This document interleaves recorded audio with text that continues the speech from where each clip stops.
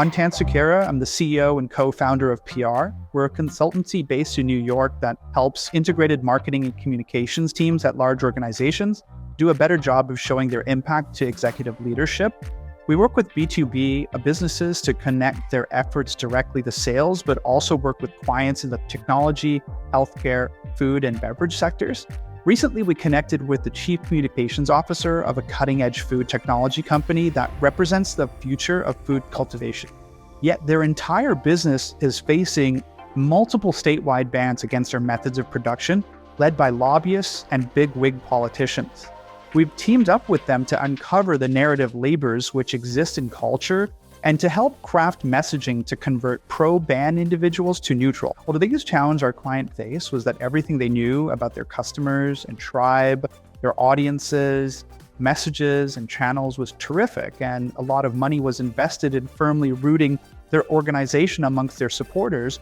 However, in this instance, pro-ban individuals or detractors were diametrically opposed to the client's customer base. They knew very little about them and relied on us to uncover truths that could be used to tactically move the needle and make an impact. The public response has been overwhelmingly negative, and contributing to that has been a lot of disinformation and misinformation of topics which are emotionally charged. Well, Audiense was invaluable to our process. We had very high expectations of the data efficacy, and we were pleased with the results and insights. But we use Audiense to analyze the followings of prominent and visible social media accounts where detractors were receiving their news and information from. Through understanding the narrative evolution and how the conversations sort of were changing around the client and industry over time, we needed to place bets on what recommendations to make to the client. They need to be investment-worthy recommendations, strategies, and ideas that are timeless, relevant, and actionable. I don't use the term often, but it would literally be impossible without Audiense enabling my team to run a deep dive into the psychographics, demographics, socioeconomics, and influencers to surface pertinent facts and findings. Even when we cross-reference the data manually via social listening tools, the results were corroborated. So with those pieces of information and observations, our analysis team came up with the insights and the support of strategic and tactical recommendations, like which channels should we select, the messaging to craft, and the audience segmentations to target.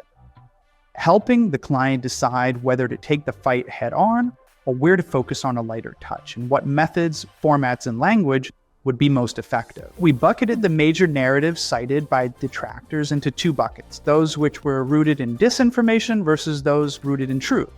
We honed in on the voice of politicians, and while traditional media was covering the news about the organization and the industry in the mostly positive note, we looked for data showing third-party validation in any areas where narratives become murky or conflicting.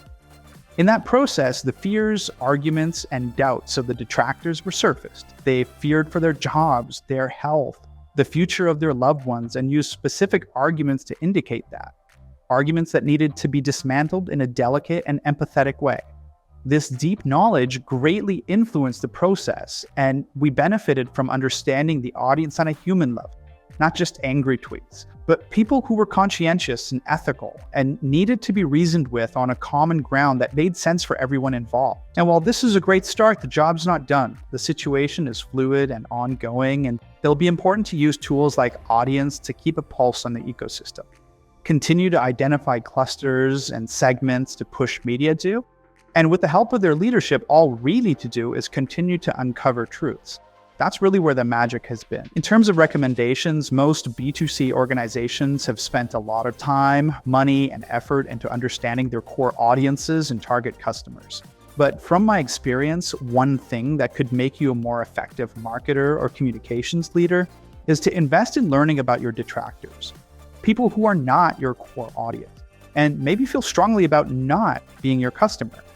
Who knows, maybe you'll be able to find that there's some common ground after all, that can strategically change the calculus on earning valuable mental availability or the confidence and trust of a new target market segment.